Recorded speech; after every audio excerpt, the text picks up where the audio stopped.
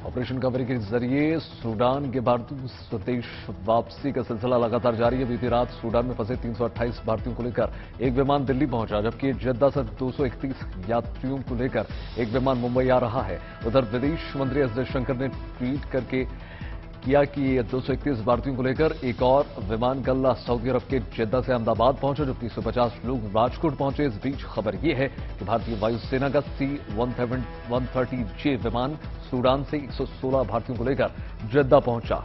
Saudi अरब में भारतीय दूतावास ने ट्वीट में कहा कि सूडान पोर्ट से निकाले गए लोगों का 20वां जत्था सुरक्षित जद्दा पहुंच चुका है। 15 अप्रैल से शुरू हुए ऑपरेशन कावेरी के तहत अभी तक 3000 से ज्यादा भारतीयों को 20 जत्थे स्वदेश पहुंच चुके हैं। संकटग्रस्त सूडान में स्वदेश वापसी के बाद ये लोग काफी खुश।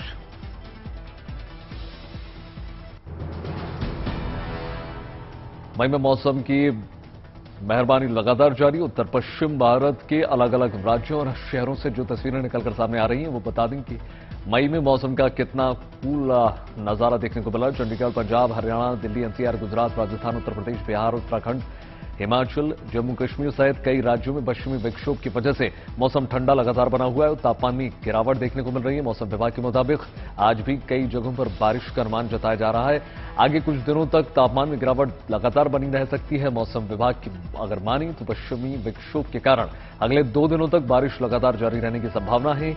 आसमान में आमतौर पर बादल छाए रहने और हल्की बारिश या गरज के साथ बौछारों को पड़ने का सिलसिला लगातार जारी रह सकता है।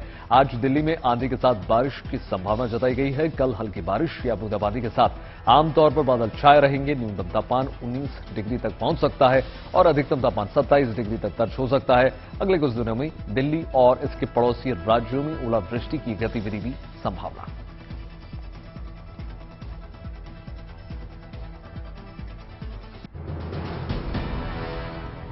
बाबा केदार के धाम पर एसडीआरएफ टीम ने वक्त रहते एक श्रद्धालु की जान बचा ली। एक बचाव अभियान की ये तस्वीरें केदारनाथ धाम से निकल कर आ रही हैं, जहां यात्रा मार्ग पर लगातार बर्फबारी हो रही है। मौसम खराब होने के चलते श्रद्धालुओं को दिक्कतें आ रही हैं। बर्फबारी के बीच केदारनाथ धाम वाले रूट में कुछ श्रद्धालु बीच रास्ते में फंस गए हैं। इस बीच भयंकर ठंड की वजह से एक श्रद्धालु आकाश सिंह का ऑक्सीजन लेवल भी अचानक नीचे गिर गया, तो केदारनाथ धाम में तैनात एसडीआरएफ टीम उसकी जान बचाने पहुंच गई।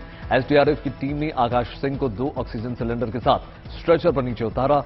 रास्ते में ऑक्सीजन का पोर्टेबल सिलेंडर खत्म हो गया। ऐसे में एसडीआरएफ कांस्टेबल हिमांशु नेगी ने मौके पर नजाकत को भांपकर एक अस्वस्थ व्यक्ति को ऑक्सीजन सिलेंडर उपलब्ध कराया। वो जल्दी से करीब 400 मीटर की दूरी से एक और ऑक्सीजन सिलेंडर देने के लिए पहुंचे और हेलीकॉप्टर के हायर सेंटर रवाना होने से पहले तीर्थयात्री को यह ऑक्सीजन सिलेंडर देकर उसकी जान बचा ली और फिर उसे हेलीपैड तक पहुंचा भी दिया।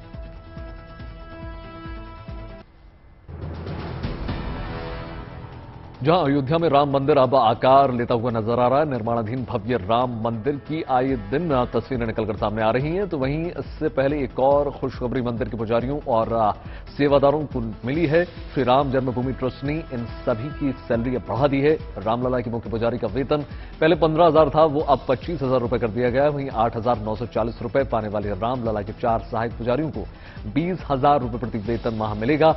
8,000 रुपए वेतन पाने वाले कर्मचारियों को 15,000 रुपए मिलेंगे। इसके अलावा 1,000 रुपए पाने वाले और सैलरी 2,100 रुपए बढ़ा दी गई है। 1,100 रुपए पाने वाले माली को भी अब 2,100 रुपए दिए जाएंगे। श्री राम मंदिर में और रामलला से जुड़ी सारी व्यवस्थाएं राम मंदिर ट्रस्ट के पास आ गई हैं।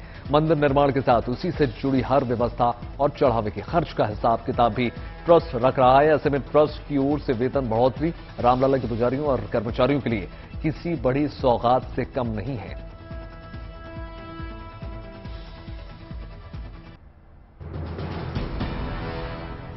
रोबोटिक सर्जरी सीखने के लिए डॉक्टरों को अब विदेश जाने की जरूरत नहीं पड़ेगी। अब दिल्ली के एम्स में ही डॉक्टरों को रोबोटिक सर्जरी करना सिखाया जाएगा।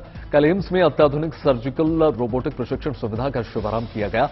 आपको बता दें कि देश में सबसे पहले रोबोटिक सर्जरी की सुविधा एम्स में शुरू हुई थी। अभी हर विभाग में 1-2 रोबोटिक सर्जन की सुविधाएं हैं, लेकिन ट्रेनिंग के बाद सभी सर्जन रोबोटिक सर्जरी कर सकेंगे। रोबोटिक सर्जरी मेडिकल साइंस का सबसे नया और एडवांस तरीका है। इससे न सिर्फ सर्जरी में लगने वाले समय की बचत होती है, बल्कि नॉर्मल सर्जरी में होने वाली गलतियों से भी बचा जा सकता है।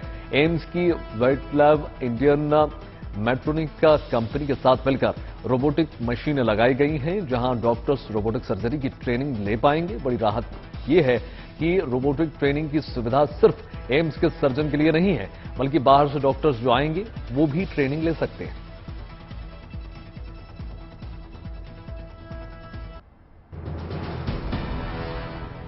देश में अपनी तरह का पहला Indian air force heritage centre Chandigarh के सेक्टर 18 में बनकर अब तैयार हो चुका है। यहां इंडियन एयरफोर्स ने कैसे तरक्की की, ऐसी तमाम अहम और यादगार चीजों को बेहद ही साधारण तकनीक और टेक्नोलॉजी के सहारे दिखाया गया है। हेरिटेज म्यूजियम में पुराने एयरफोर्स के सभी विमान के मॉडल और लड़ाकू विमान प्रदर्शित किए गए हैं। यही नहीं, आपको बता दें, पहले भारतीय अंतरिक्ष यात्री राकेश शर्मा से जुड़ी कुछ यादों को भी इसमें संजोकर रखा गया है।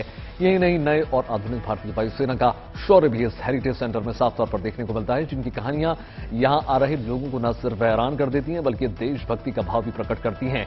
हेरिटेज म्यूजियम में पुराने एयरफोर्स के सभी विमान के मॉडल, मिसाइल्स, लड़ाकू विमान को प्रदर्शित किया गया है, जैसे तेजस लड़ाकू विमान, नेत्र विमान, प्रचंड हेलीकॉप्टर, एयरबस C-295, MiG-21 विमान और नियंत्रण प्रणाली का स्टेशन और एक वैश्विक उपग्रह प्रदर्शित किया गया है।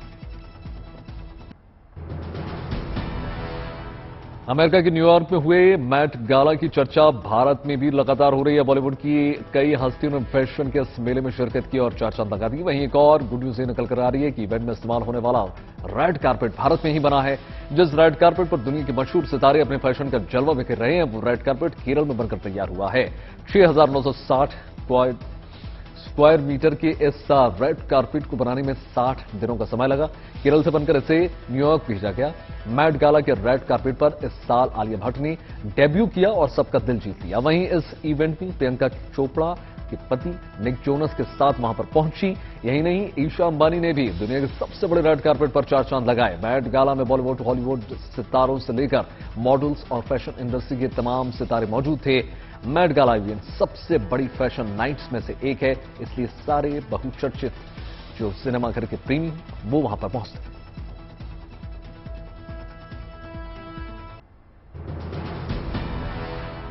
मध्य प्रदेश के बैतूल मुख्यमंत्री कन्यादान विवाह कार्यक्रम में दूल्हे की बारात निकाली गई और इस बारात में मध्य प्रदेश के स्कूली शिक्षा मंत्री इंदर सिंह परमार और सांसद दुर्गादास भी शामिल हुए और बैंड बाजी पर जमकर थिरकते हुए नजर आए। सामूहिक विवाह कार्यक्रम में 1200 जोड़ों की शादी संपन्न कराई गई।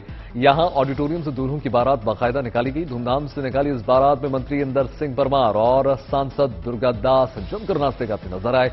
मंत्री के साथ दूल्हे भी नाचते हुए नजर आए। इस कार्यक्रम में जिन जोड़ों की शादी संपन्न हुई है, उन्हें सरकार ने 49,000 रुपए चेक दिए हैं। 1200 जोड़ों की शादी का ये कार्यक्रम जिले का सबसे बड़ा कार्यक्रम बन गया है। मुख्यमंत्री शिवराज सिंह चौहान लगातार इसी प्रकार के आयोजन कराते रहते हैं और मध्य प्रदेश में इस प्रकार का आयोजन कोई नया नहीं है। राजस्थान में चुरू के सरदा शहर में पटवारी मंजू की शादी से पहले प्रशासन की ओर से धूमधाम से बिंदोरी निकाली गई। मंजू मीणा तहसील कार्यालय भारीपुर में पटवारी पद पर कार्यरत हैं। आज उनकी शादी हुई। इससे पहले प्रशासन से जुड़े लोगों ने बेटी बचाओ बेटी पढ़ाओ की थीम पर उत्सव के रूप में मंजू मीणा को दुल्हन की पोशाक में घोड़ी पर बैठाकर बैंड बाजों के साथ बिंदोरी निकाली और बिंदोरी गढ़ परिसर से मुख्य बाजार होते हुए घंटाघर के पास पहुंची, जहां से मंजू को उसके घर शादी के लिए रवाना किया गया। उनको विदा किया गया। शादी के क्रम में बिंदोरी निकालने का तहसील कार्यक्रम में ये पहला कार्यक्रम था और नई पहल थी, जिसकी चारों ओर खूब सराहना हो रही है।